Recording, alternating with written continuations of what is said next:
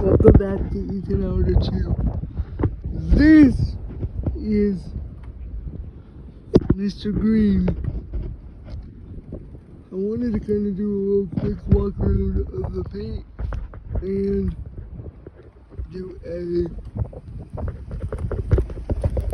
gotta fix all that eventually. Gotta fix a few spots in the frame. And I gotta fix back here. And also I may get my engine soon. My Chevy 350, which I will have to put some parts on. Intake, carburetor, one straight, one more side. And intake, carburetor, and air cleaner. And I gotta put gas in it.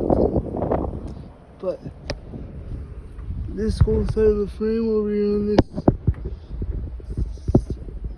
on this side needs redone. As you guys can see in the frame down there. Also needs redone. So peace out.